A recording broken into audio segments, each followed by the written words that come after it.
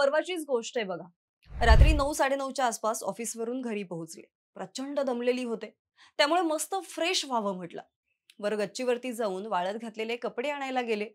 2 मिनिटं तिथंच चांदण्यांच्या प्रकाशात आभाळाकडे बघत बसले. तितक्यात 10 ते 15 कुत्र्यांचा एक विचित्र आवाज सुरू झाला. एखादं लहान बाळ रडावं अगदी तसा. मी थोडा कानोसा घेतला, तर 7-8 घरं सोडून दूर ही सगळी कुत्री एकाच दिशेला तोंड करून जोर जोरात रडत होती. म्हणून मी खाली जाऊन बघितलं तर आजूबाजूला काहीच नव्हतं. मग विचार आला की आजूबाजूला तर काहीच नाहीये, मग ही कुत्री अशा पद्धतीने का बरं ओरडत असतील? म्हणजे एखादं लहान बाळ रडावं तसं किंवा विवळत का असतील? मला काहीच कळलं नाही. म्हणून मी आमच्या आजीला जाऊन विचारलं. म्हणलं, "होय का आई, ही कुत्री अशी का बरं ओरडत असतात?" त्यावरती आमची आजी म्हणाली, "जेव्हा अशी कुत्री ओरडतात ना, तेव्हा काहीतरी वाईट किंवा अशुभ घडतं असं म्हणतात." आता आजीनं असं सांगितल्यावर 2 मिनिटं मला पण भीती वाटायला लागली. म्हणलं, "खरंच असं असतं का बाबा? रस्त्यावरची कुत्री विचित्र पद्धतीने ओरडली किंवा रडली, तर खरंच काहीतरी अघटित किंवा अशुभ घडतं असं जे आमची आजी म्हणली, ते खरं आहे का बाबा? आणि जर खरं असेल, तर कुत्री काय ज्योतिषी आहेत का? त्यांना कसं काय बरं सगळं कळतं?" असे सगळेच प्रश्न माझ्या डोक्यात सुरू झाले. त्यावर म्हटलं, "जाऊ दे मरू दे. आपल्याला काय?" असं काही नसतं म्हणून मी गेले झोपायला आणि झोपले. दुसऱ्या दिवशी नेहमीप्रमाणे उठले तेवढ्यात मम्मी म्हणाली, "अगं ते गावातले हंबीर काका वारलेत." मम्मीच्या तोंडून हे वाक्य बाहेर पडताच त्या क्षणी मला रात्रीच्या कुत्र्यांचा आवाज आणि आजीचं ते वाक्य आठवलं.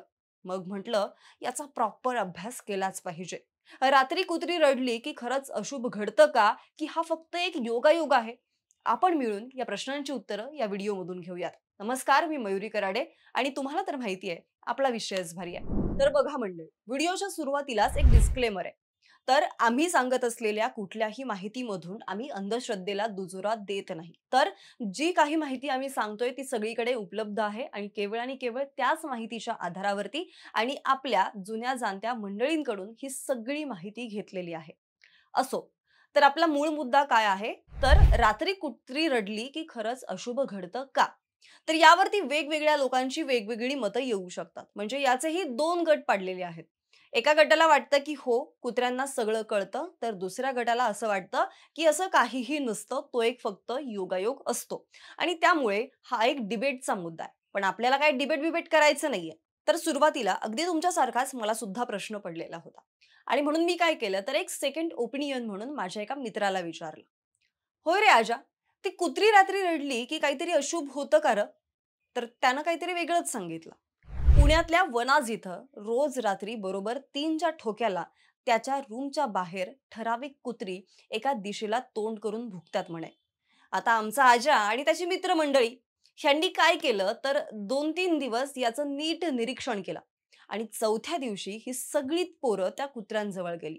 त्यांना वाटलं चोर वगैरे असेल, पण तसं काहीही नव्हतं. म्हणून ती परत माघारी आली. पण परत त्या कुत्र्यांच्या भुंकण्याचा आवाज सुरू झाला. आता या पोरांनी परत जायचं ठरवलं. यावेळेस ही पोरं गेली तर थेट त्याच्या मुळाशीच. म्हणजे ज्या अंधाऱ्या बोळाकडे बघून ही सगळी कुत्री भुंकत होती, त्या बोळात ह्यांनी जायचं ठरवलं.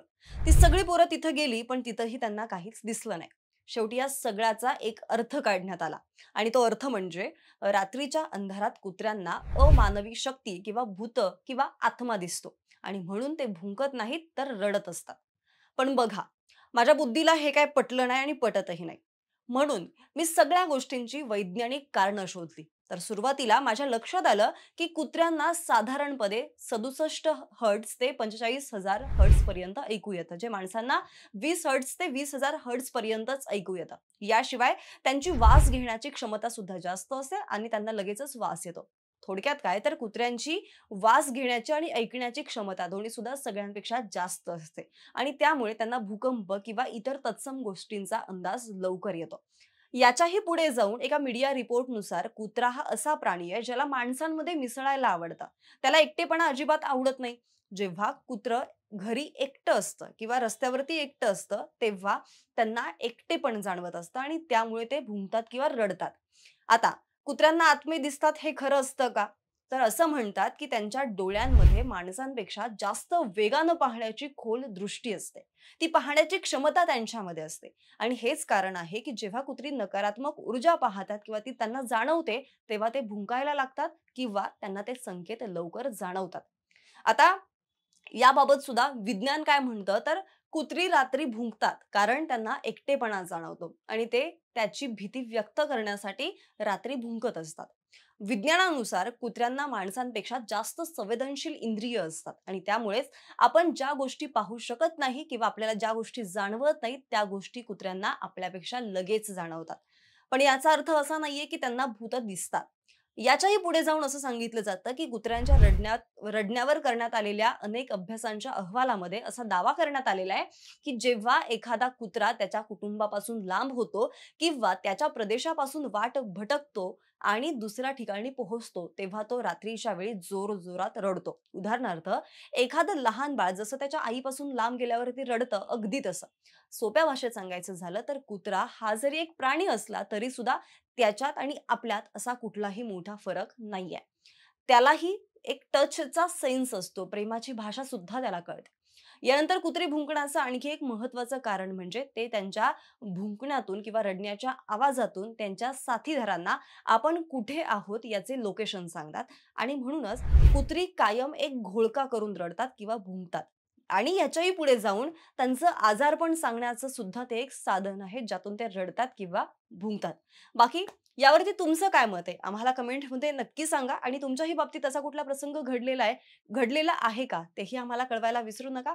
बाकी व्हिडिओ आवडला असेल तर व्हिडिओला लाईक करा, शेअर करा. सोबतच आपल्या विशेष भारीच्या या YouTube चॅनलला सबस्क्राईब करायला सुद्धा विसरू नका. धन्यवाद.